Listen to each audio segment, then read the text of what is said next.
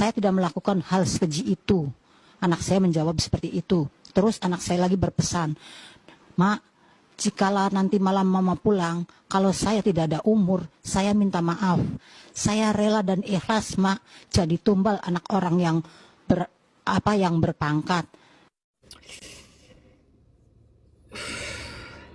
Sedih banget saya mendengar apa yang disampaikan Ibunda Peggy Setiawan yang kemarin ditangkap oleh Polda. Jadi Ibunda Peggy ini bercerita ketika bertemu Peggy di Polda, Peggy ini berpesan kepada ibundanya, andai besok umur dia tidak panjang, Peggy memohon maaf. Peggy ini katanya ikhlas menjadi tumbal anak berpangkat dan menanggung dosa orang lain. Adakah yang tahu kejanggalan saat konferensi pers yang menghadirkan Peggy? Iya bener banget. Ada satu kejanggalan yang terjadi saat konferensi pers yang menghadirkan Peggy Setiawan. Adakah yang tahu?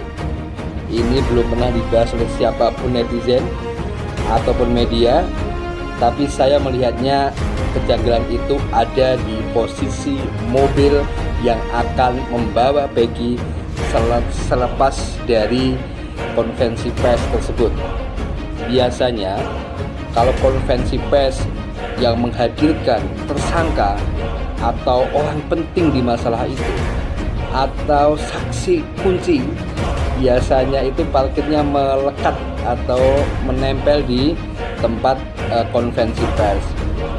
Ketika mobil itu jauh, maka yang terjadi adalah ada jarak di mana Peggy akan dibawa menuju mobil, sehingga banyak media yang mendekat dan memberikan kesempatan Peggy untuk memberikan statement-statementnya.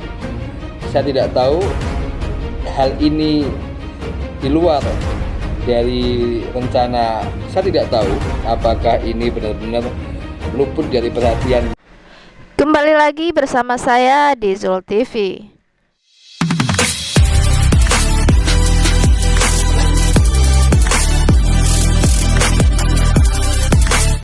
Baiklah, kali ini kita akan membahas yang mana Peggy kuli bangunan yang di dalam tahanan tersebut berikan pesan terakhir kepada kedua orang tuanya. Begini videonya. Saya tidak melakukan hal sekeji itu. Anak saya menjawab seperti itu. Terus anak saya lagi berpesan, Mak, jikalau nanti malam mama pulang, kalau saya tidak ada umur, saya minta maaf.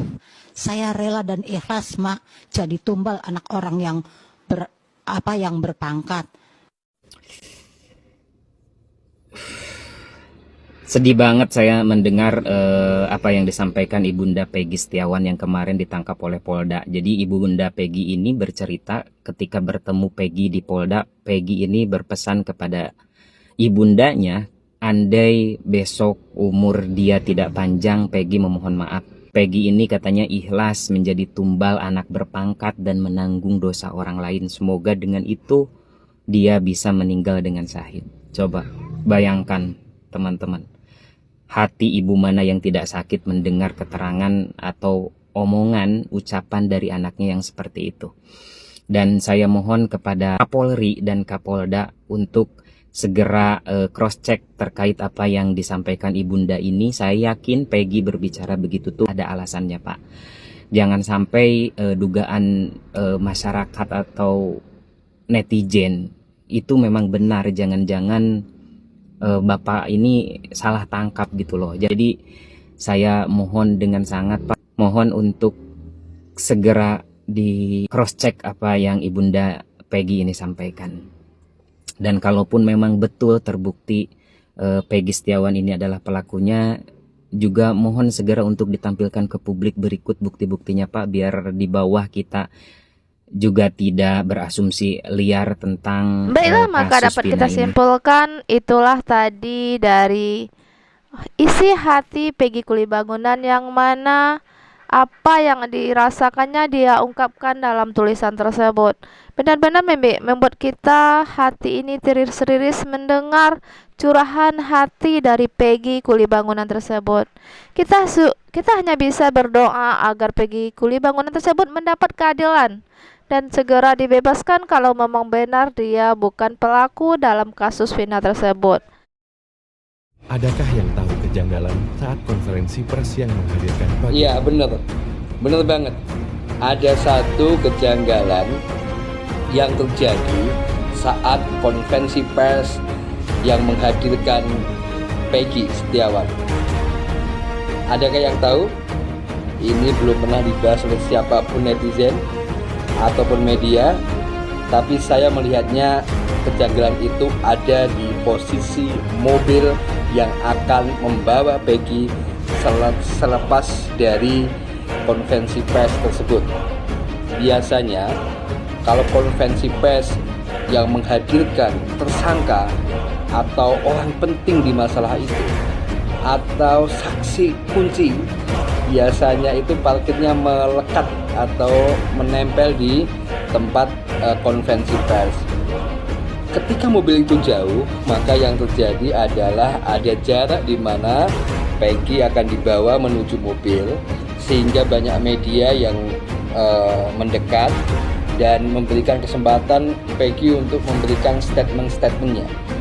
Saya tidak tahu hal ini di luar dari rencana. Saya tidak tahu apakah ini benar-benar luput dari perhatian teman-teman di Polres Cirebon atau di Polda Jabar, atau memang, tapi yang jelas bahwa hal itulah yang memungkinkan terjadinya reaction atau reaksi dari Peggy Setiawan pasca konferensi pers tersebut.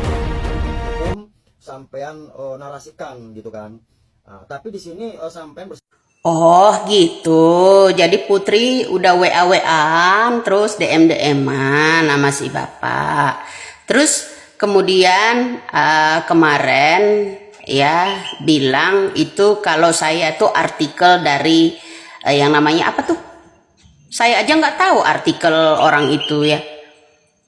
Karena saya benar-benar mengetahui itu. Emang buta, tuli. Ketika pemberitaan kasus yang namanya di Cirebon waktu itu, ya kan? Tapi ini saya nggak mungkin nyenggol Putri kalau dia tidak bilang nyenggol saya duluan. Kemudian dia manjang-manjang, terus saya harus diam gitu, harus dikeplek dong ya. Saya nggak hanya di medsos aja ngepleknya, lihat aja nanti. Ya, dikira dia saya sendiri. Paling tidak saya tidak sendiri katanya. Tidak ada yang bisa mengalahkan yang namanya keluarga saya. Saking banyaknya. Ya, jadi Anda kalau bilang berstatement saya hanya membaca artikel. Artikel itu setelah saya viral baru dibuka sama orang-orang. Jadi ya, setelah saya bicara baru itu artikel-artikel itu dibuka. Ya kan? Saya udah mengetahui udah sejak lama. Kenapa? Statement saya tidak. Saya seorang Widya tidak akan pernah nyenggol orang kalau dia tidak nyenggol saya berlarut-larut. Akan saya take down sampai dia nyungsep di Lampung. Gak akan saya biarkan. Ya bang, gak akan saya biarkan. Gak hanya di medsos saja kalau saya. Saya tidak akan puas dengan ucapan-ucapan Putri si pembohong itu. Ya. Jadi kalau saya mengusut yang namanya kasus Pina ini. Satu, otak pelaku adalah Peggy Setiawan, kuli bangunan. Dia sudah menjadi jaksa. Hati-hati dari perkataan itu. Ya. Kalau Anda tidak setuju dengan statement saya, ya, membabat yang namanya Putri, seorang pengacara telah menjadi jaksa. Sekarang dia berubah lagi omongnya. Kita lebih percaya polisi. Terus saya harus diam gitu. Ya. Semoga penelusuran demi penelusuran ini akan membuka. Kemarin Bapak Didi Mulyadi udah melaporkan yang namanya Bapak RT. Ya, Pak RT-nya karena memberikan keterangan palsu kala itu. Apa yang akan terjadi? Tinggal tunggu. Saya juga harus menunggu ya orang-orang melaporkan Putri karena dia telah ya memponis yang namanya ya dia bersama Hotman ya. tidak akan mudah untuk membebaskan yang nama Peggy Setiawan. Itu statement dari yang namanya Hotman yang saya dengar, ya kan. Nah, kemudian Putri juga dan kawan-kawannya ya sudah memutuskan bahwa Peggy Setiawan Kuli Bangunan adalah otak pelaku. Kalau memang Peggy Setiawan otak pelaku, artinya skenario ini dibuat oleh Peggy Setiawan dong. Ya, jangan diem aja Anda juga. Ya, di sini harus saya jelaskan. Ya, kemudian dia merembet, malah bahas saya. Ya kan, mau tangkap saya, mau sayembara. Itu yang saya nggak akan terima sama Putri, paham? Saya tidak akan diam begitu aja. Tunggu aja tanggalnya, tanggal main saya. Saya slow tapi pasti orangnya. Ya, saya tidak dendam. Tapi pernyataan-pernyataan Putri itu saya simpan semua. Jangan dikira di Lampung itu tidak ada saudara-saudara kita. Keluarga-keluarga besar saya jangan dikira tidak ada. Ya, seorang Peggy Setiawan pun itu orang yang paling minim ekonominya. Harus dibantu seharusnya. Kenapa dia udah membuka statement yang namanya otak pelaku dari yang namanya kasus Pina ini adalah Peggy Setiawan Kuli Bangunan yang saat ini dijeruji. Anda itu harusnya dibor kepalanya. Ya, saya tidak perlu butuh belaan sampean. Ya, tapi saya butuh kebenaran dan keadilan. Ya, semoga saja suatu saat ada orang yang melaporkan balik atas kata-kata Putri bahwa dia otak pelaku, menyebutkan yang namanya si Peggy Setiawan Kuli Bangunan yang saat ini dijeruji. Kalau yang namanya otak dari segala kasus otak pelaku Pina ini, berarti Peggy Setiawan sudah merencanakan sejak lama. Kemudian identitas yang dirubah 2008-2009 itu dibuat senjata oleh Putri. Tidak akan bisa, Bang. Ya, tidak akan bisa menurut saya. Hanya orang otak yang tersumbat aja yang paham dengan kata-kata Putri itu. Ya, yang senada seirama dengan kata-kata Putri. Pembohong tetaplah pembohong. Jangan hanya karena mendapatkan uang. Ya, Anda itu ya udah mendapatkan iming-iming dari Putri sehingga Anda mencibir saya.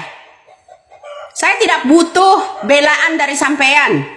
Ya, jangan bilang katanya mentang-mentang orang yang banyak membela saya, Widya. Saya akan menuntut keadilan. Saya juga harus bersifat adil karena ada kata-kata Putri di situ bahwa otak pelaku yang namanya kasus Pina ini adalah Peggy Setiawan Kuli Bangunan. Otak pelaku itu bukan main bagi saya. Ya. Kalau begitu otak kebohongan yang namanya kasus Pina ini berarti Putri dong. Ya, otak kebohongannya. Mau nggak Putri dikatakan otak kebohongan kasus Pina ini ditutupin oleh Putri? Mau nggak kira-kira, Bang? Hah? Mau nggak kira-kira? Saya akan ya lanjutkan itu karena Putri ya terus-terus menyerang yang namanya Peggy Setiawan selaku Kuli Bangunan. Kalau Putri bilang otak pelaku kasus Pina ini adalah Peggy Setiawan Kuli Bangunan yang ada di jeruji saat ini. Kenapa ya Putri tidak menangkapnya sejak 2016 lalu? Jangankan hal itu, 2018 lalu otak pelaku pembunuh suaminya aja dia nggak tangkap. Jangan-jangan nih ya ulahnya sendiri atau dia sendiri ini kasus suaminya. Jadi saya tidak butuh ya, Bang, belaan sampean. Ya, kalau Anda bilang artikel itu saya buat opini, salah besar. Sebelum munculnya itu ya kasus artikel itu saya udah sembur lebih dulu. Karena saya tahu. Anda juga tidak perlu tahu siapa saya sebenarnya. Tidak perlu tahu. Ya, bahkan ya saya ini ya diancam seseorang dulu, makanya saya bilang itu nggak sedikit. Kalau Baiklah, maka dapat kita simpulkan sendiri dari kata-kata netizen bahwa banyak sekali kejanggalan yang terjadi dalam kasus Vina tersebut. Kita hanya bisa berdoa dan berharap agar dimudahkan oleh Allah dalam mengungkap siapa pelaku pembunuhan Vina yang sesungguhnya. Dan Peggy Kulibangunan semoga saja bisa mendapat keadilan terhadap dirinya, yang mana dia orang tuanya sangat teriri sekali melihat anaknya yang tidak bersalah dan mendekam di penjara dan dihukum mati. Semoga saja nanti pra peradilan besok akan membuat Peggy Setiawan bebas dari hukuman tersebut. Sekian informasi dari saya ucapkan terima kasih.